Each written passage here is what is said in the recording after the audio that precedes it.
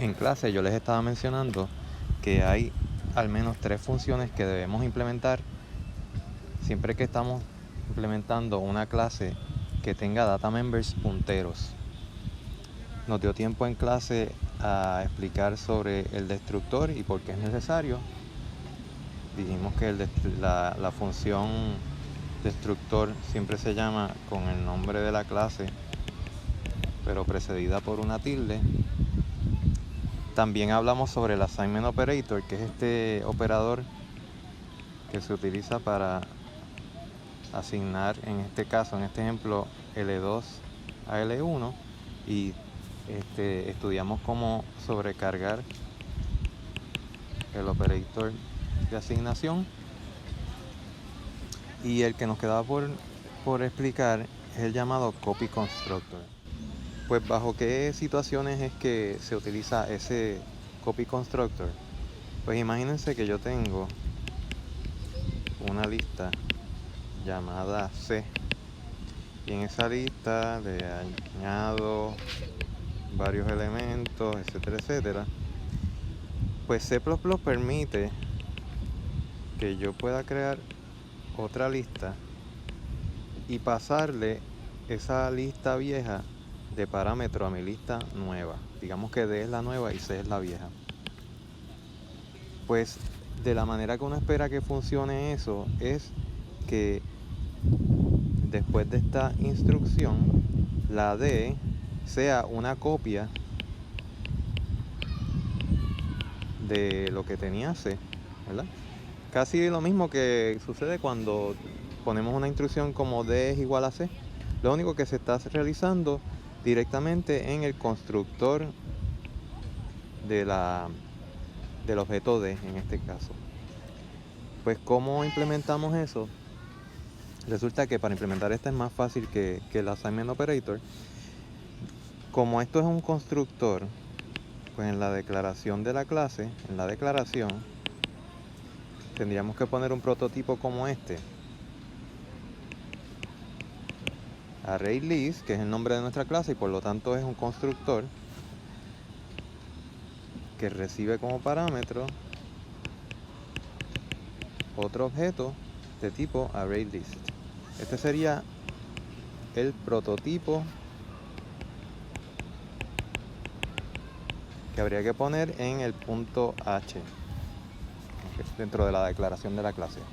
¿Cómo se implementaría esa función?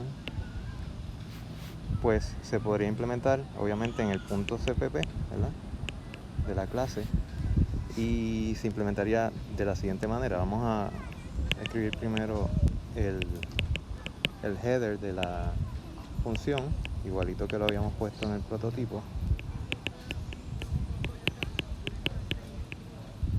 Pues, ¿qué es lo que tenemos que lograr dentro de esa función? Lo que queremos lograr es que ese objeto que nos pasaron, queremos copiar sus data members debidamente al objeto que se está creando. ¿Okay? De hecho, aquí se nos olvidó algo bien importante, por lo menos en el header de la función, que es poner el nombre que le queremos dar a ese objeto que nos están pasando. En el ejemplo, ese argumento que nos está pasando es el objeto C. Pues aquí como argumento le vamos a llamar, para propósitos de esa función, le vamos a llamar B. Ok, pues ¿qué es lo que queremos? Número 1, queremos que el largo del objeto que se está creando sea igual al largo del objeto que me están pasando como argumento.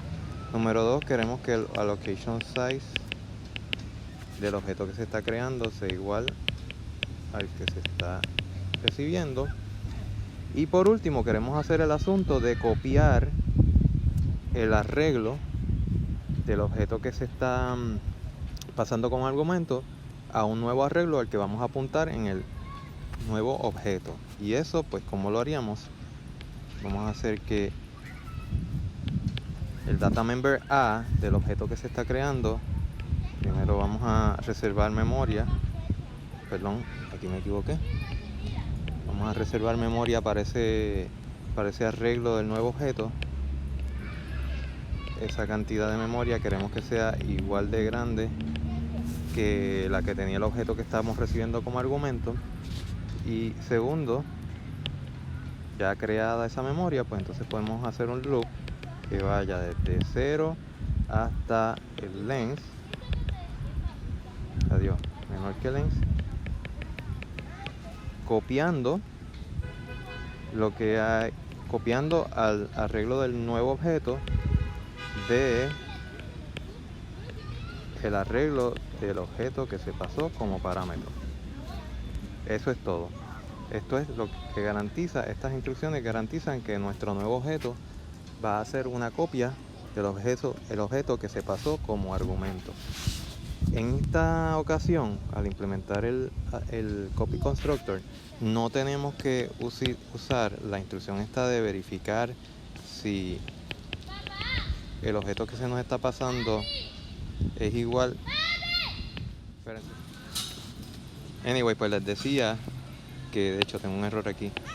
Que en esta ocasión no tenemos que recurrir a comparar el objeto que nos están pasando con el que estamos creando, porque en ningún caso se va a dar la situación en que se haga un copy constructor pasando el mismo objeto. Esto es imposible en C++, crear un objeto y recibir el mismo objeto como argumento. Por lo tanto, no hay que hacer esto. Basta con las instrucciones que escribimos. Notarán que tampoco hay que devolver nada, porque los constructores no devuelven nada.